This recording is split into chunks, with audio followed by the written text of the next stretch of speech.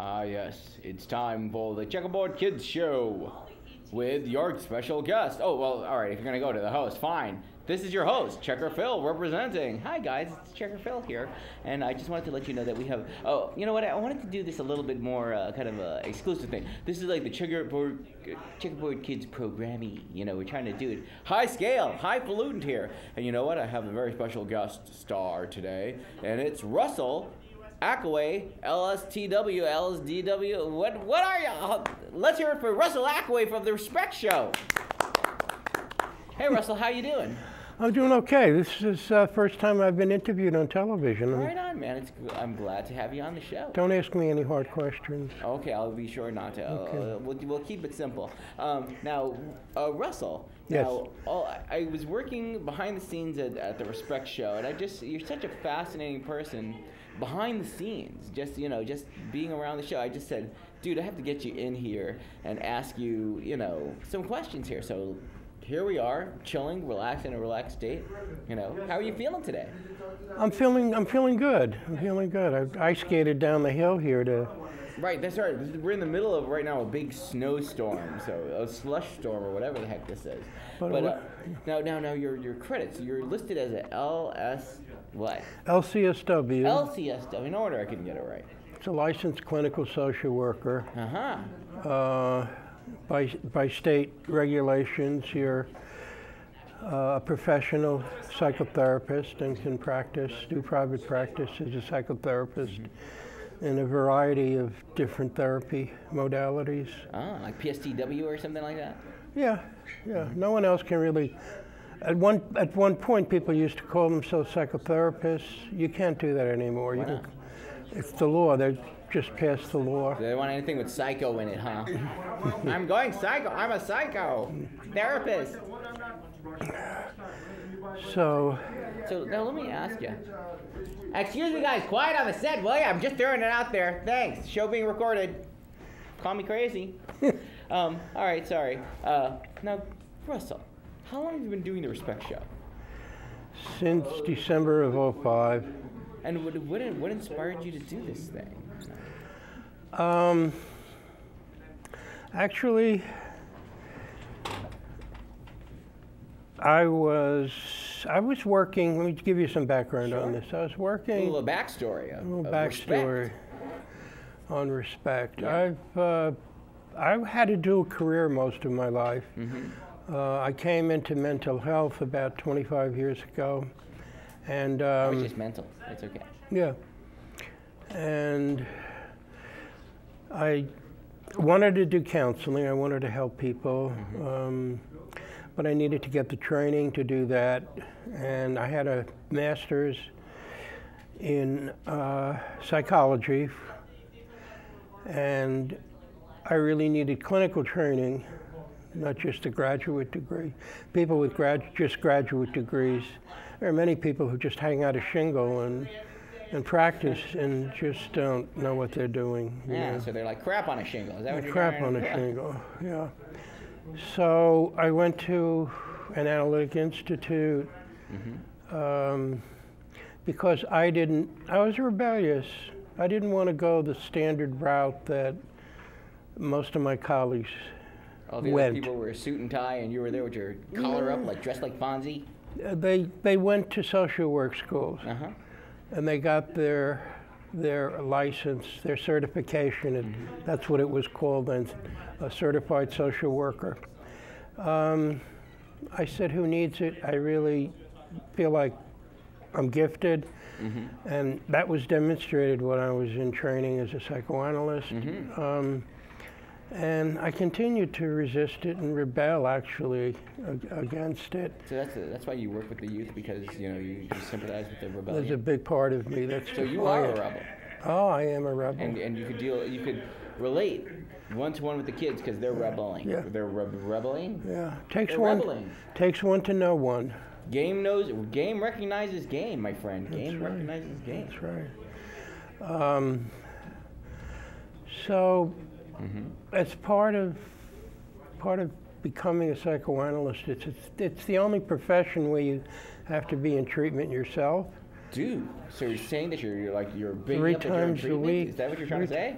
3 times a week. Right on. Minimum. Other schools are 5 times a week. I want to talk about my feelings. Okay. All right. You want to talk about your feelings? No, not here. No, Not on the show. But I need a situation where I can talk. Okay. All right. So, one of my therapists, Yep. analysts, helped me work through this resistance, and I finally enrolled at Fordham social work school, got my social work degree, passed the state clinical social work exam, graduated from Fordham with a 4.0. Oh, excellent. And I never did, I was a lousy student in most of my life, I personally, I passed the bar. Yeah. No, actually, I didn't pass there. I kept on going in. It was a big problem for me. Never mind. I can understand why, young people fight education, don't want to take As a the school route. teacher, I want to know why. Why? It's a self-centeredness, it's an arrogance, it's part of your character. They have to be broken down and they have to be remolded. No one's going to tell me what to do, I had Well, guess what? Some of those kids need to be told what to do. They need structure. They need They structure. need limits, and they need structure, and they need But boundaries. they don't want it. You have And to. then it's too late. And next thing you know, they find themselves in the struggle and in jail and stuff like that. Yeah. You have to help them understand the rewards behind boundaries and limits and Why things should I like- learn how to read? Why? I'm not going to need this reading thing and math. Who needs algebra? Yeah, because you're going to wind up being a doofus. You're not going to get a decent job. You're making too much sense there, Russell. Stop with that making. Stop making sense. Okay. Stop making sense. You like the jewelry and the beautiful clothes Yeah, and the hold it. car. Okay, can we show off? How are you going to buy that crap? Let's see. Hold that up. Hold it up a little bit. What's Yeah. you got going on here? You don't rock Turquoise, this. You don't rock turquoise. this. You don't rock this on the Respect show, do you? You're rocking all this. This is from the Wonomscombe Indians in Maine. Oh, okay. Naples, okay. Maine. All right. Go, man. Well done. Now back to the show. Now, how? So you decided you wanted to work with the kids. Yeah, so I was in mental health for a long Yeah. time. I was clinical director of Right. a huge outpatient clinic. Cool. And then I wasn't there anymore. You and weren't there? No, I wasn't there anymore. And I was tired of mental health. And It had driven you mental? it just stresses you out after a while. I bet it does. Especially when you work with young teenagers. No one wants to work with them. Why not? They're paragons. They're of society. impossible. They're impossible. As a school teacher, I know this. Yeah. A little bit. Guys, get your game up, all right? Just, submit already.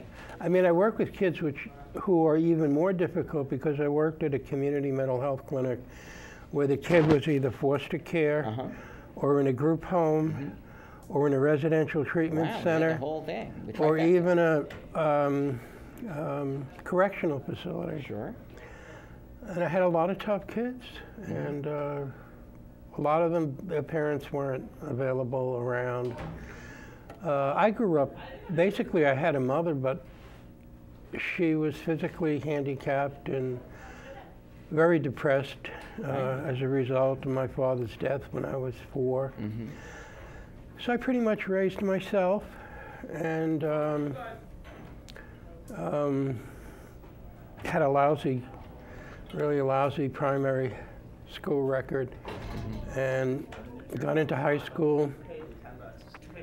That was the best time of my life. The wild partying? I did it all. I bet you did. I did it all. I just got an email from one of my high school classmates. We're going to try to establish a reunion. And he reminded me that when I was in high school, I don't remember the year, but it was an Oldsmobile 98. You had a 98 Oldsmobile. Oldsmobile. Where's Chuck D? Go ahead. 4-door, mucho horsepower with Right. fuel injection. And he reminded me, I completely forgot about that car. It used to take off like a bat out of hell. Yeah, I had the 98 Oldsmobile. Yeah.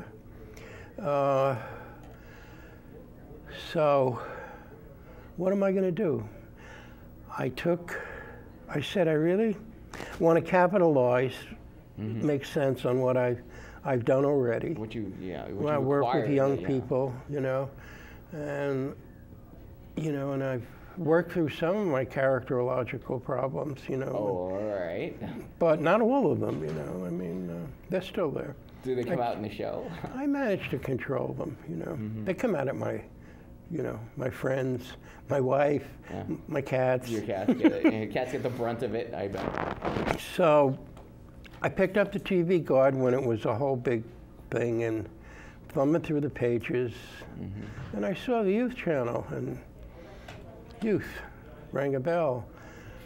And they're doing shows. I called the Youth Channel. I spoke with at M&N, right? At M&N. I said, I'm interested in doing a show with young people, a live TV talk show. I have the background. We can discuss different topics. They asked me to write a proposal. I wrote a proposal. They called me in, and I was interviewed by teenagers, you know, the Youth Channel staff. The Youth Channel staff. And they liked it. They had to determine you weren't a nut or something like that. And so they said, go with it. And so I was up in the Express studio. They trained me in the Express studio, and I was teaching at, I've been teaching at City University senior colleges for many years. I was teaching at New York City College, New York City Tech, that's in Brooklyn. Sure. New York City College of Technology. And I recruited my panelists from my class. That's how I got started. But then afterwards you started getting... Yeah, I went on... Word got around about you, huh? Yeah. People started calling in, wanting to get on. And I loved it. I loved... young people want to be heard. They're not heard today. Yeah, they're ignored. They're one of the most disenfranchised and at-risk groups in America. Not only America, but abroad as well. Our young people today, and young adults, or emerging adults, don't have a voice and are going to be in big trouble with our debt and health insurance and housing. A lot of them are out of work. Sure. A friend of mine, one of the panelists on my show, obtained inspiration, she said, from me. She's a graduate of Brown. I think you were helping me with that show. Her name was Onika. Oh, sure. And she was 25, and she's very depressed because she didn't have the connections and she couldn't get work, and she's brilliant. And she called me and said, I had an epiphany, which you helped, you know. She says, you give young people a voice on television, and they help one another. It's peer driven, not adult driven. Right. That's the problem with a lot of programs, education for young people. There's not enough input from young people. Right. That's something that is really needed. It's all driven by authority. And what do they know as to what the kids really need? Spoken like a true rebel, sir. And so she said, I got the inspiration. I'm going to give the young adults, or what they call now the emerging adults, the 20 to 25, a voice in prose. She's writing a book. Wow. She has 20 people who are floating, smart, educated, can't find work, living with their parents, don't have health insurance. Sometimes they're not living with their parents. The disenfranchised youth. Are hopping from one home to another. Couch surfing. Yeah, couch surfing, exactly. And she's thrilled. She has 20 people who have submitted their stories. It has to do with loss and love and job loss, and she's editing their stories. And she wants me to write the preface for the book. Dude, awesome. The forward for the book. Right. And I also saw another person from the TV show, a former guest, has her own show now. Yeah, Rebecca. Yeah, so she's doing Rebecca, Sunnybrook Farm. Yeah. Right on. Rebecca's a trip. So let's talk more about the different topics, because you tackle all these different kinds of topics on the Respect Show, right? What kind of topics have you had on the show? Oh, we do teen pregnancy, Sure. self-esteem, absent fathers, Right. Teen suicides, right. Teen violence, right, teen dating violence and abuse. And then also get some interesting, inspirational stuff. The Muslim kids. Muslim teenage Arab Muslims. Yeah. Transgender teens. Transgender teens. Yeah. And I solicit, I do a recruitment. Excuse me, I'm trying to solicit some transsexual teens. Can we make that happen? Is that what you put? Like, can we put this? Can we make this happen? Yeah, that was a great show. That was a fantastic show. They ran it on the youth channel. Yeah. Good stuff. And they did it Gay Pride Month. Really?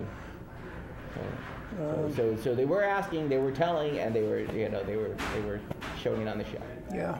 What other episodes have I seen on the show? Because there's so many good ones.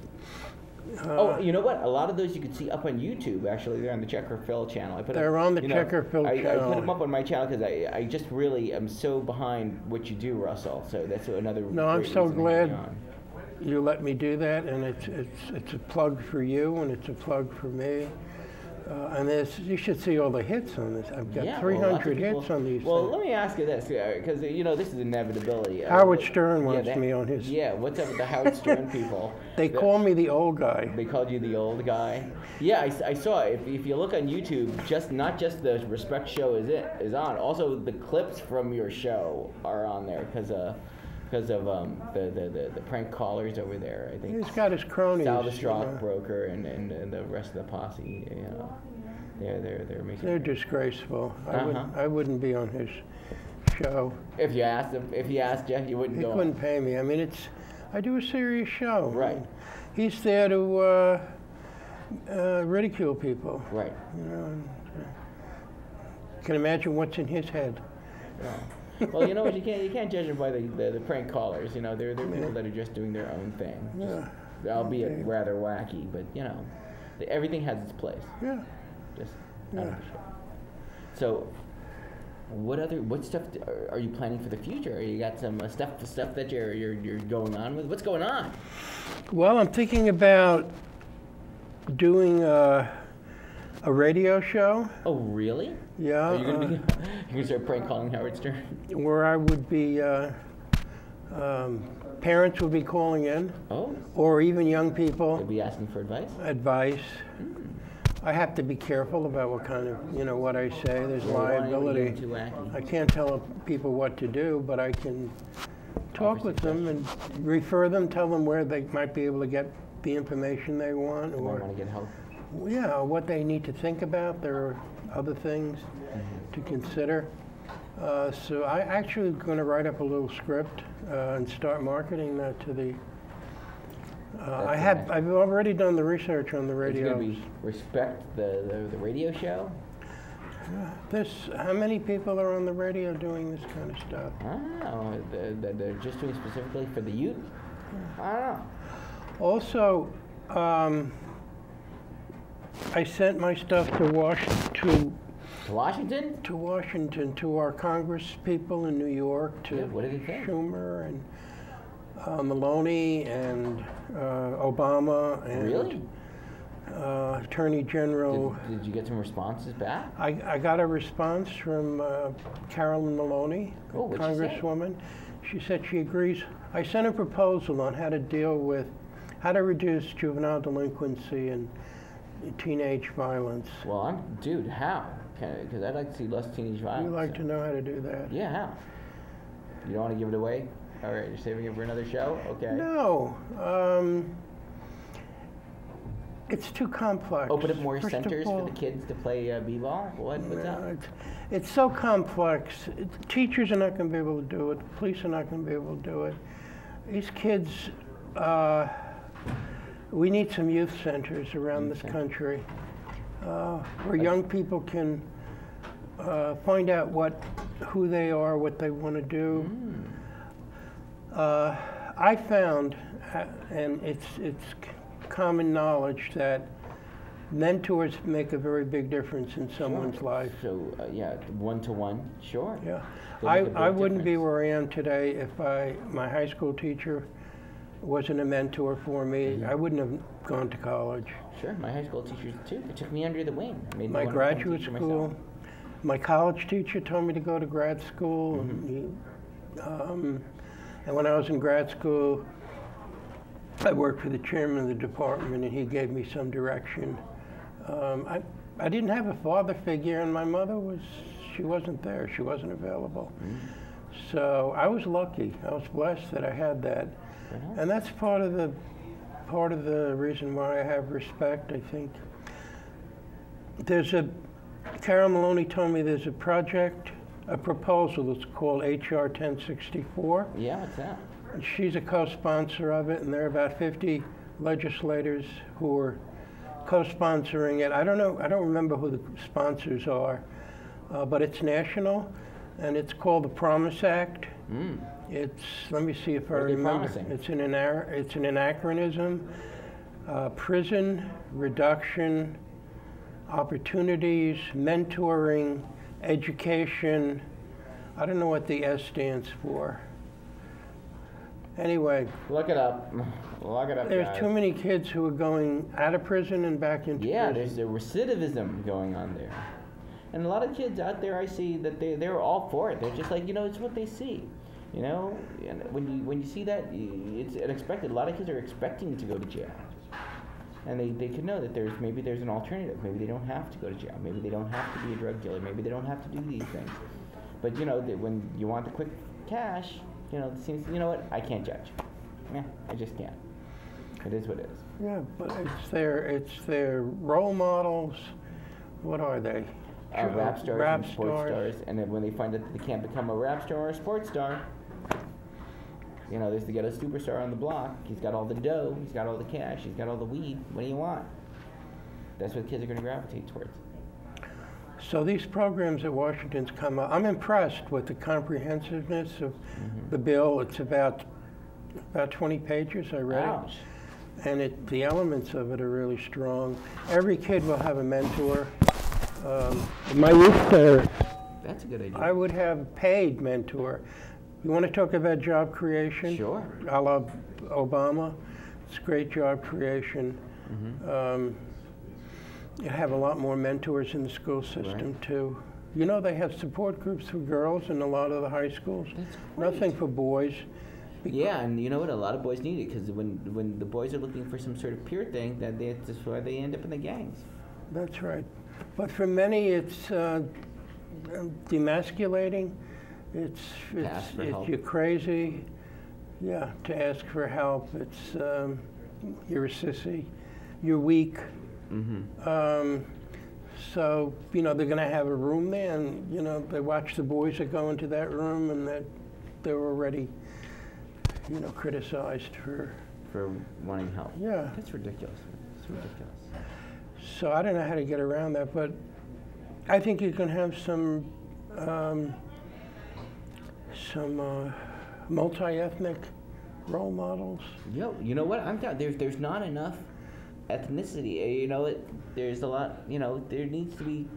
You know what? I try Here's to a make perfect my example. shows multi-ethnic. Yeah, by the I way. noticed that. You have different races. You have different sexual groups, genders. yeah. You have different age groups. You have some young moms on there. You have the wide spectrum is represented on the Respect Show. Good stuff there, Russell. Hold it. And I also notice every once in a while you have your wife on there, who's also she's not only she's a licensed clinical psychologist, but she has another initial to a W on there or something like that. What was She's that? got an R. What's the R part? It's like she spent 6 years in supervision versus 3 years. Oh, darn it, they better give her another letter on, add another letter onto the name. So she's a what? She's a New York State licensed alcoholism counselor, Wow, too. so she has extra skills. Extra skills. She could teach the kids to not drink. That's a big issue. Yeah, It's sure. drugs, it's depression, Oh, depression. it's sex. Hey, And please, as a kid, you know, there was the drugs, there was the sex, there was the depression. I had it all. Nobody's dealing with it. Yeah, I could barely deal with it. Darn it. You know what? I could have been a youth on your show. You're dealing with actually, it. I did an episode of your show. I remember a couple early episodes of Respect. I came on. That's right. That was some pretty funny stuff. I remember I was wearing a bright yellow Hawaiian shirt. Ugh, no. Bury that episode. Not so good. Not so good on that one. But you know, you're good, not me. I'll stick to the chess and the music. So tell me about the problems in school and what. Oh, the problems going on in school right now. Major problems. Hey, wait a second. I'm supposed to be interviewing you. Yeah, all right. but Well, you'd major be problems helping. in school right now. Well, so what I see is you know, a lot of kids have a lot of entitlement, you know, and they don't understand that there's real repercussions in school, you know, and in real life. You know, you think you could just go around and jump some kid, and you know, and next thing you know, you'll find out if you jump some kid in real life, you're going to jail. And then next thing you know, and it's not going to be like you're going to go to jail and you're going to be like flexing your muscles and you're going to be all kicking butt. You're going to be like, you know, folding some guy's underwear. You're going to be somebody's bitch. Yeah, pretty much. So just letting you know now, you know, it is what it is. So between 3 and 6 o'clock, that's critical time. Yeah, it's good. Kids are discharged. What do they do?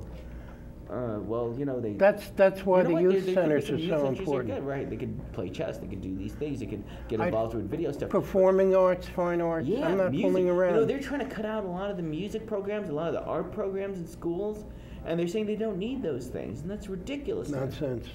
They cut out these things because they're focusing more on the grades and you know, grade stuff. But you know what? It's been proven that kids that are involved with music tend to not, you know, to have better grades and to, you know. That's right. Kids that are involved with the arts tend to, you know, be more involved with this stuff and less involved in really bad activities like, you know, getting knocked up at an early age and stuff like that. But you know what? I'm going to get off my soapbox here because it's time to wrap up the show. So where can they check out the Respect Show, Russell? They can check out the Respect Show on YouTube. Yeah. Just tune in to Russell Respect. Yeah, if you do that general search in YouTube, Russell Respect, I'm sure it'll come up. And also, you can check it out on what is this channel? What channel are you on? Channel 34, once a month, the last Tuesday of each month for the next 3 months, starting March 30th. From 7:30 to 9:30, live right here, with a call-in. And I'm not. Oh, I know what we're doing. What? I'm having a psychologist. He's in private practice in New York. He's a coach, professional coach, and he's going to talk about how people come to him, young people as well as older people, middle adults. Okay. Sorry, guys. I guess that was the end of the episode. But Russell, thank you so much for coming on, man. Yeah, thank you. All right, thanks. Take care, guys. All right, peace. All right, now you can fade it down. There you go. All right, now fade to black. Throw Checkerboard Kids on the end of that, and then that's a wrap. Thanks, Russell. That's good. Yeah, thanks. There it is. Boom, there it is. So you're going to put that on YouTube? Yeah, dude, I'm going to put it on right now. How are you going to do it so fast? Yo, wait a second. You want to record any bonus for this? Wait a second. Dude, my microphone was not on for the whole interview. I noticed it was a little bit off. I didn't understand why, but I tweaked, I pushed up the volume, but that explains it. You didn't say, hey, Phil, there's something wrong with the voice? No, because your voice was still there. It's just... No, barely there. Let's take a look at that. Dude, I can't put this on the air. It's not going to be like, you know, I thought maybe it was just at a different part of your show. Russell, sorry, Lester would not do that to you on your show.